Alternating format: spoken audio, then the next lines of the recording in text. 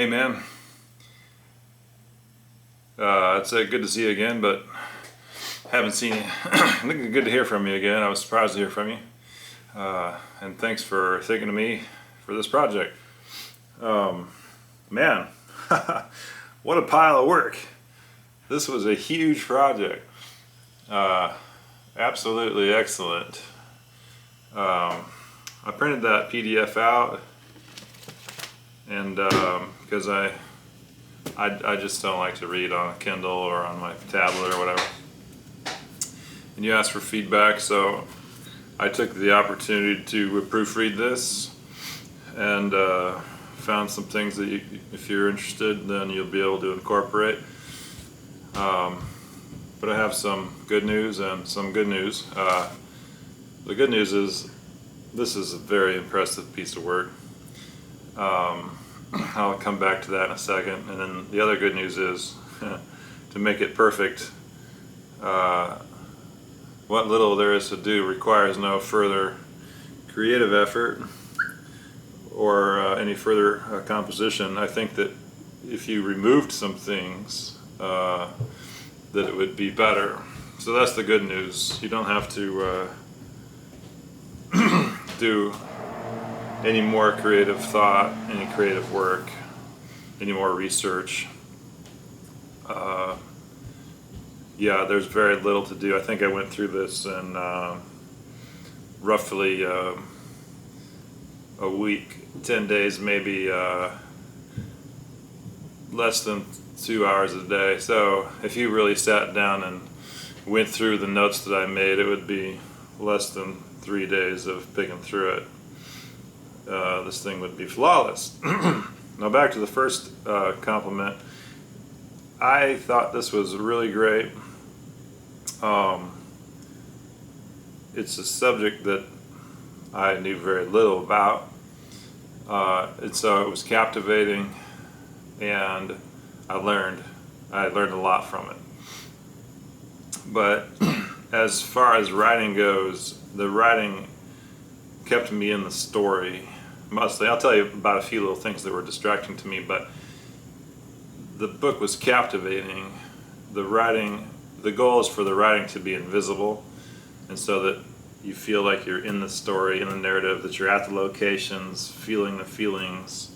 And for 95% of this, I was deep in the story and wanted to keep reading it, and that's difficult for me. So that's a huge compliment. I'm also reading a book that flight school student that I taught at the Army helicopter school there in Rucker wrote, and he was a guy that was a special forces guy that became a helicopter pilot, and his book's called Stepping Back from the Ledge, and it talks all about addiction and how he used his advanced combat skill to choke out his wife when he got too mad, and talked about real struggle and real content, but I just can't stay with it. Like, I have access to it and I get every bit of it, but it's pretty soft writing, and so it's one of those books that I try to read 2 or 3 paragraphs a night, and I've been working at it for 4 or 5 months, so I haven't been able to stay in that. And so I've also been reading Man's Search for Meaning by Viktor Frankl, the famous Austrian psychiatrist who went to Auschwitz and was a prisoner there, and then later on was released and wrote about the absolute disintegration of humanity and all the atrocities. And that is a book that is, arguably just as heavy as this book, but even that, a celebrated novel, for some reason was not as captivating to me. And I've been working on that, read 1 or 2 pages a night for several months. Your book had a higher power. I don't know, because I took it as an assignment, but I was just drawn into it because your writing style, which is excellent, allowed me to be there in World War II, in Korea and Vietnam, and go to these places. It was like I was feeling it. I was smelling it. I was like in the airplane. Like it has that power. So it's excellent. Before I forget, I don't know who your publisher is. If you have a traditional publisher, or if it's Fantasy Press, or if it's going to be self-published. This book warrants going to a traditional publisher. Do not self-publish this book, okay? You might already have a publisher, I have no idea here, but if you're planning on self-publishing it, don't do it. You should get paid for this. This book deserves to be a legitimate book. You're a legitimate author. So I think it was really like captivating. And when you see notes in here where it's just in the margin where I say like damn with an exclamation point, that's like the book is hitting me. So I mean, it's great. It's a great and a very impressive work. It's a fucking huge pile of work. It's like it's excellent. It's real. So you picked a great subject. I mean, there's going to be new World War II movies coming out for the rest of our lives. Like, it's a really rich subject. So the content is excellent. The content is real, but you've been very responsible with it. I know from writing nonfiction that there is a great responsibility to go back and research again, go get another book, go do another interview, check data sources, and there's a great responsibility when you're writing nonfiction to get it right. And I can tell that you have done a huge pile of work, and even this notes section, which is, oh my God, your level of accountability here with the information was very admirable. Like, I can tell that you've been very responsible, and to carry that many wars and that many names and places and dates and deaths and chemical, just to get it all correct is also incredibly admirable. So I thought you've been very responsible with excellent content and a massive amount of work, that I was carried by it and that I learned from it. And so I've been telling my wife about it, and I work for a small aviation charter company. I fly Lear jets and Challengers now. So I've been talking to my co-pilots about it. Just like, did you know how much napalm we used in the war?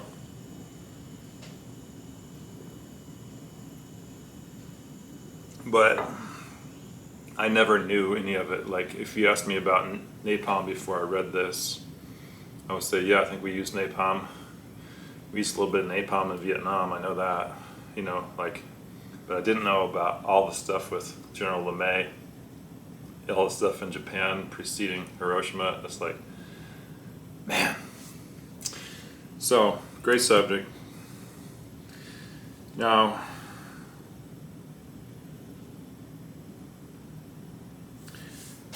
the rest of this is criticism.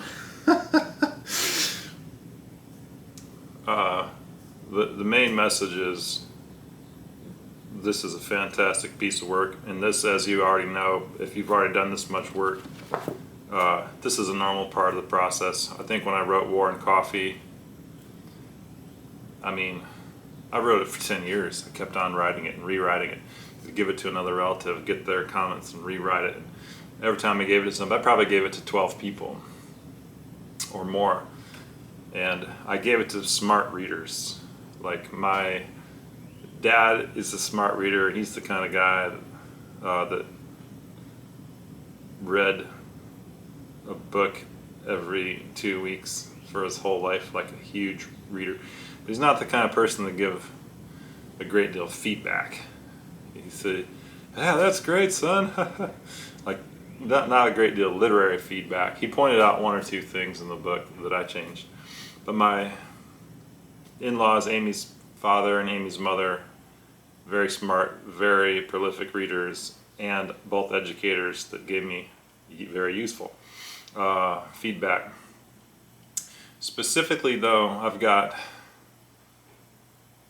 two uncles that are worth noting in this conversation, and some of the advice that I'm going to give you is from them.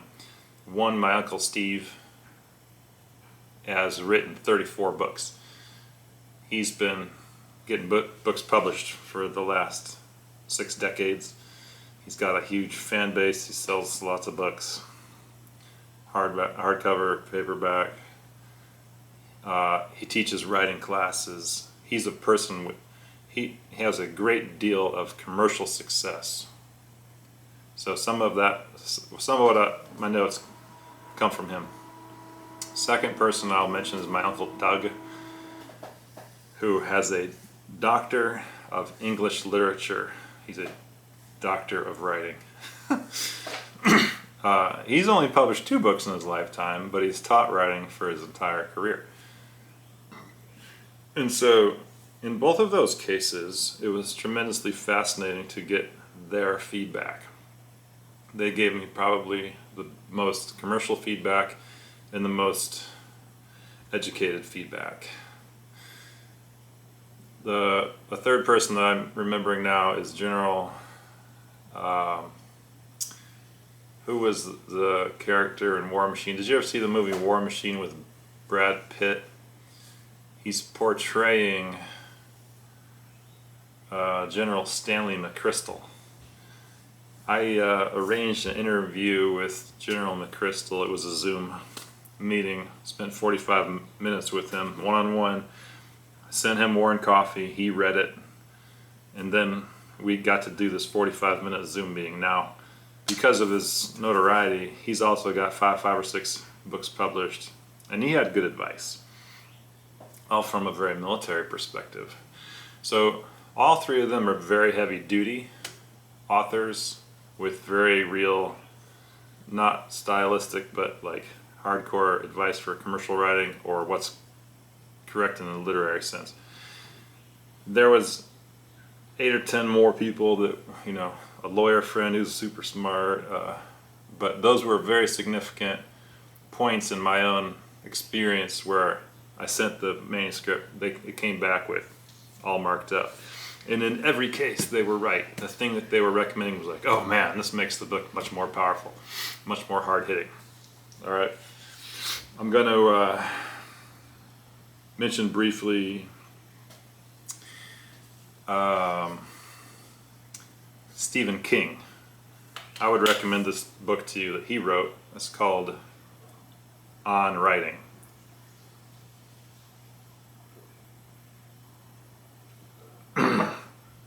And it is really just a vulnerable, here's what my process is like, here's some things. You'll see I'm going to recommend to remove as many adverbs from the book as possible. That's Stephen King advice. Adverbs usually add very little. The other thing that's his advice is, sorry, there's some plumbing sounds. We're down here in the basement together. If you write a draft, I don't know what draft this is, probably draft number 38 if it was me. The only difference between a first draft and a second draft is your second draft should be 10% shorter. All right, and to quote Stephen King, you have to kill your babies. So I'm going to tell you to kill some of your babies in here, but in my opinion and in the reoccurring lessons learned from established authors, they're all saying the same thing. So I saw some of that in here where stuff is occasionally overwritten. All right, it's occasionally too verbose. It's occasionally distracting. And so there were times when I'd be in the story, and I think within the context of the stories, conveying how you personally are conveying the information, catching the details, the cadence of each chapter, it's like you do an excellent job with that. And then there would often be a conclusion or just the final paragraph in the chapter where you come out of that to create some kind of summary statement where it's like, it snapped me out of the story. And so it's like, all right, I'm not learning anymore. I'm just evaluating somebody's writing style, and it's like distracting. It's like I don't want that. I want to get back into the content. So if you're writing this, and in some cases your writing style is distracting or pulls the reader out of the story, then it's like that doesn't do you any favors. All right. So those are mostly, if I have marked up certain pages, it's because suddenly I was reminded, I was pulled out of World War II and back into your whatever program you're using and we're working through, you know. Is this spell check that I'm grammar check? Like what? How did this sentence get shaped? Like it's just suddenly I'm analyzing the writing style instead of being in the story.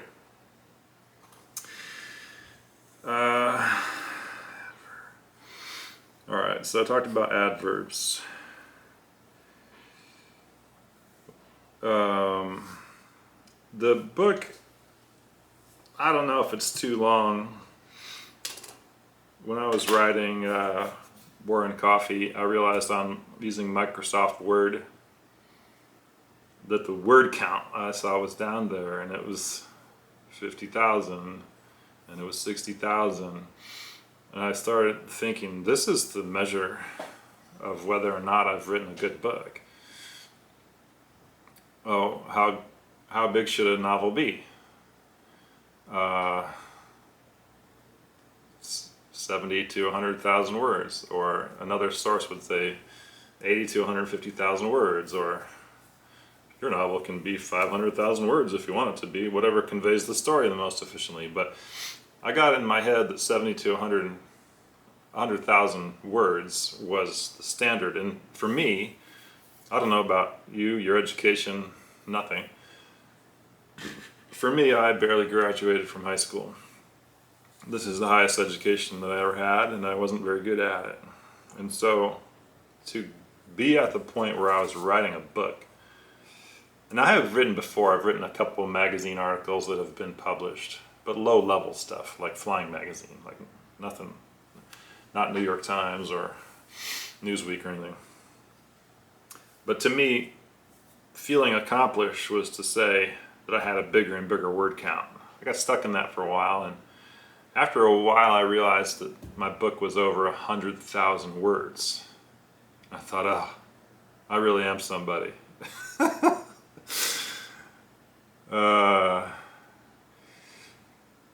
I don't have any idea how many words this book is.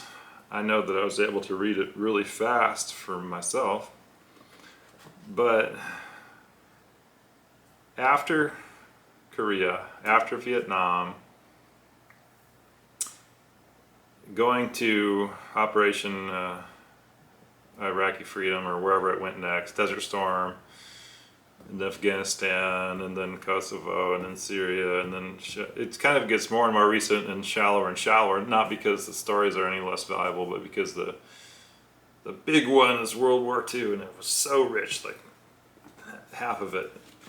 And then a noteworthy chunk of it's Korea, and then a really historically significant chunks of it. But then after a while, it's like smaller and smaller wars, is almost footnote level. I was able to stay with it, but there's there's an epilogue. The chapter that's before the epilogue, I just think this little chapter needs to go. When those chapters started getting smaller and smaller, it was kind of like, all right, here's another one. All right, here's another one. And so as the first 2/3 of this book was just like a passionate revelation to me, the last third of it, I wouldn't say it got draggy, but it was just like more and more of the same. And you don't want that. You want people to finish your book and put it down and be like, ugh, that thing just hit me. All right. And so, let me see what this is. That's the epilogue.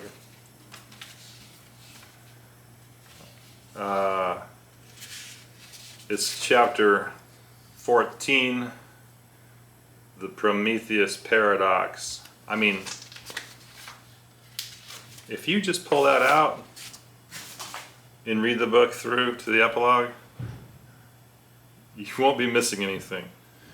There's an example of you got to kill your babies. It's just waxing about theory at this point. You're not really going over any history anymore. I don't think. I mean, yeah, it's just kind of like a summary, which means it gets duller and duller.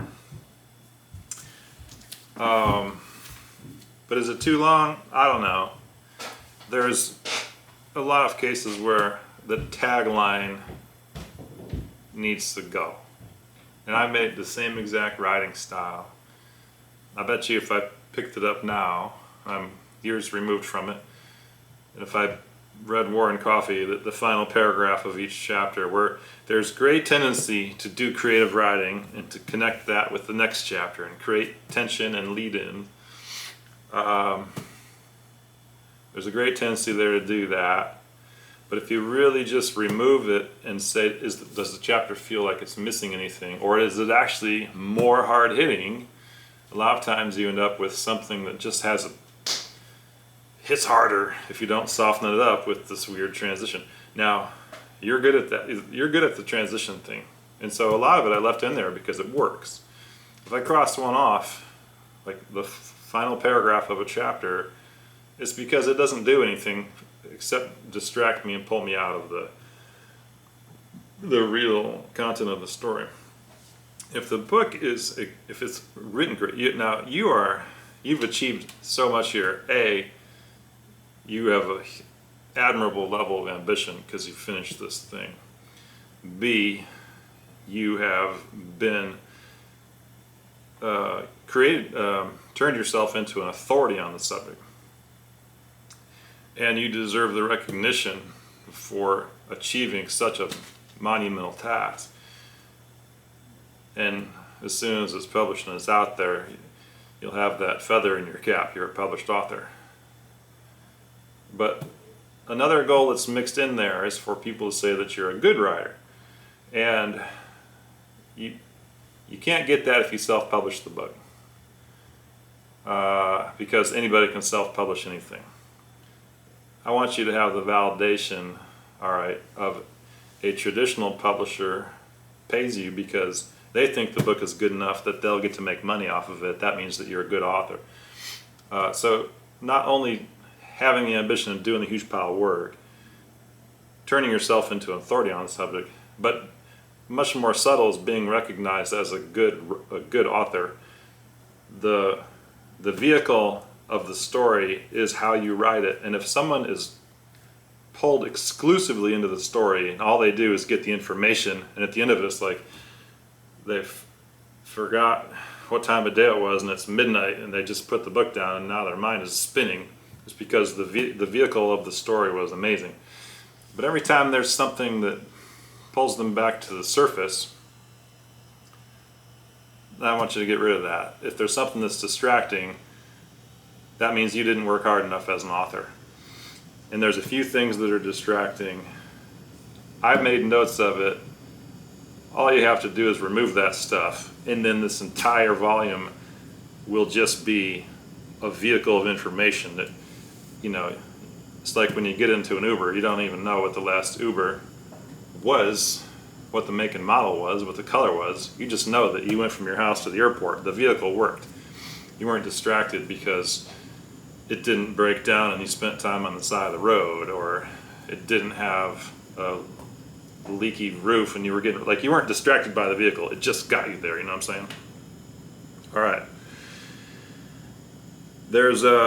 So here's the small things that I noted. You've got this now. If I timed this properly, this arrived today, and you see my notes.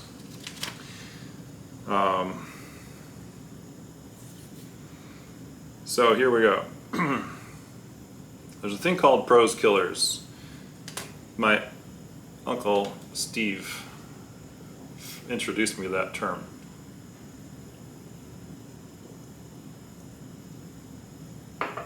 When you're reading through a paragraph, it has a certain cadence, a certain energy level, and sometimes it's not really poetic in the sense that it's rhyming words. But it just flows so nicely. This is called prose. There's things that he called prose killers. And then the example that he gave me, because I was at the time writing this, what I call a war novel, but it's actually memoir. His example was two ways to say the same thing.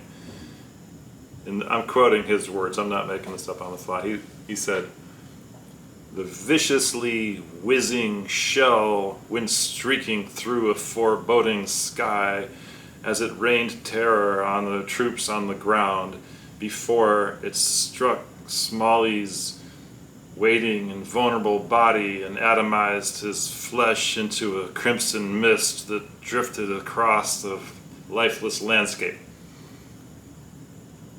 You could say all that, or you could say, "The shell tore Smalley in two." And the second thing is like stark, and it's like, oh, it hits you. And the first thing is just fucking too much writing. It's just extra words. It doesn't do anything except kill the whole, like, fuck. What? Wait. Alright, so there was a shell and it killed Smalley. There was a way to write that, and 90% of the time you get that right. You know how to do that.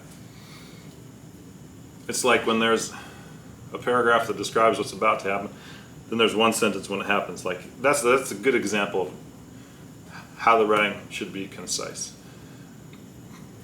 On some other occasions, you'll see where I made notes. It's like too much writing.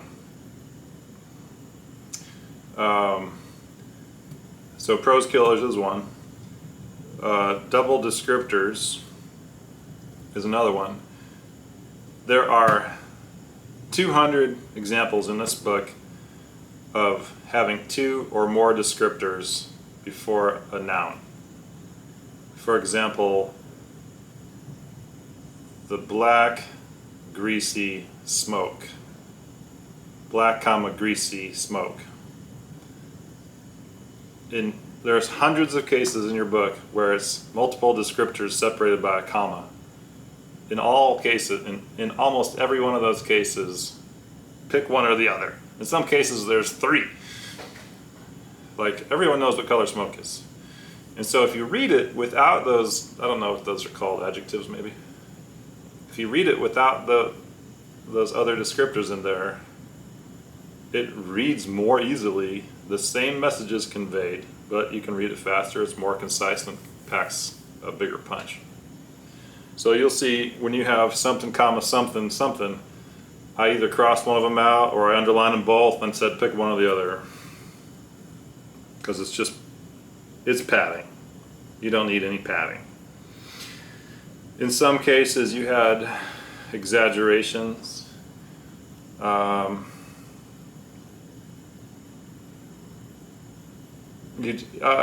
a lot. But sometimes if something is exaggerated, it means, wait a minute, there's no way that's true. It's a distraction, pulls you out of the story, and then you got to analyze that fact for a minute, and then you have to say, nah, now that thing loses credibility. So there's a couple of cases where I underline something and I put a question mark in the margin, or I put the word really? Like, go back and verify it. 99% of this, you have been tremendously responsible and made sure that you were writing the truth down. There's a couple things that are probably just oversights. They're not intentional exaggerations. Or whatever source you were researching from might have been written sloppily and you just, like, duplicated it. But you'll see some things where it's like, do you really want to say this? All right. We talked about the taglines. That's when you say something that's heavy hitting and real, and then at the end of it you add something that you just made up to coalesce it to the next paragraph. It's like, you'll see that I either circled it and said not necessary or scribbled out. You'll see I say remove all the bold. This is not a textbook. It shouldn't have any bold in it anywhere. That's it. Talked about the book And Writing by Stephen King. You should check that out. There is As far as typos go, I only found 2 words that were misspelled. And they were very, just like the word plan. It should have been the word plane. It was just like little things. Very, very little. I found nothing that was wrong in the grammatical sense. There's a few little factual things that need to be verified. Like the A1 Skyraider, am I getting that nomenclature correct? At one point you're carrying a 15,000 pound bomb with it. Like that's at least Wikipedia and Google did not support that bigger buzz bomb, whatever, the big heavy bomb would have been brought in by a C-130, I think. But it's up to you to do the final proofreading on that factually. I would say, who is your audience?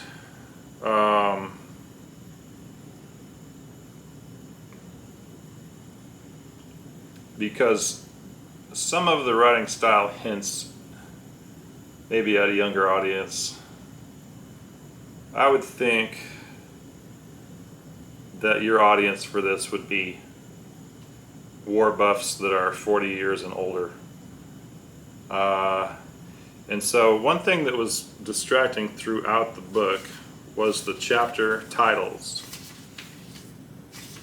There's a certain trend here where everything is kind of fire related.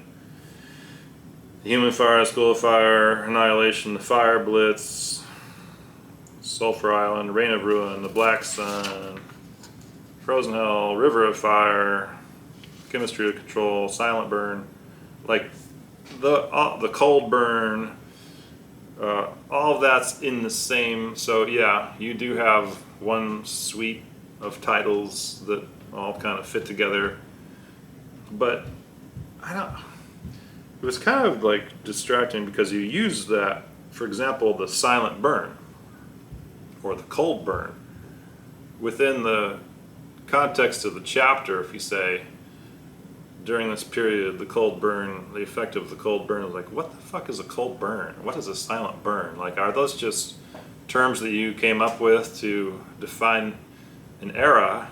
Like, is that your literary device that you keep repeating through the story? Because in some of those cases, I looked up the silent burn. It's like, it's not a thing in history. And so it was like distracting. What is he talking about, the silent burn or the cold burn? Those chapter titles are worth reviewing. The dragon, there's this sense that the dragon, and there's a great, analogy there. It's a dragon, there's fire coming out of it, but to use that in the tagline paragraphs, it was like the dragon's breath again. The dragon woke up, and is this a fucking Dungeons and Dragons book that's going out to teenagers? Like, some of that fire analogy and chapter titles wasn't catching me right. It was a distractor, but maybe it's fine. Maybe that's just me. That was just my observation to you, and you can either leave it as it is or make adjustments so that it's, say, less theatrical and more just historical. Like, is the silent burn another name for the Cold War? Like, or incendiary or pyrotechnic or thermobaric weapons that were used during the Cold War? Is that what the silent burn means? Like, it wasn't landing with me. And then finally, was some of this either written or edited with AI? I saw one trend, which was at the end of 3 different chapters, maybe 4, there was a place where the final sentence of the paragraph had incorrect sentence structure. Or the sentence before ended with a period, and then it was capitalized, but it wasn't a complete sentence.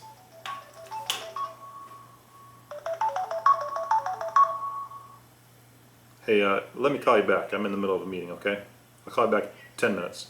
Okay, bye. And so I saw that same format problem at the end of 3 or maybe 4 chapters where it's like, wait, you've got this beautiful writing style, and now suddenly you have a disjointed thing with incorrect sentence structure. Like, I had to wonder, did you edit this with AI or even do some of the writing with AI? If so, you need the human touch in here to see if it reads like a human, and now you have it. I read every word of this, made notes where it didn't make sense, very few typos, some formatting problems, but just what's it like to read this as a human? That's it. I didn't read any of the notes. I find that the notes section is incredibly impressive. It's like, wow, your level of accountability in this process to me has been remarkable. It's like, damn, admirable. And this mountain work, it's a great title. It's a heavy hitting book. I learned a lot from it. It was my privilege to have a chance to be involved. I don't know if you wanted this much feedback or not, but this thing is a page turner. I recommend that you make these very minor changes. It should take you very little time. And I recommend that you make sure you have a traditional publishing deal on this. If you don't, let me know. I can probably hook you up. Maybe. And my blurb, if you want to use it, is included in the box. Feel free to change my blurb to whatever you want it to say, and you can still put my name on it. I don't care. But mainly I want to say great work. This was a captivating story that educated me, and I thought it was wonderful to read, and you did an awesome job. So thanks for reaching out to me. Good luck moving forward, and let me know if I can do anything else for you. All right, take care.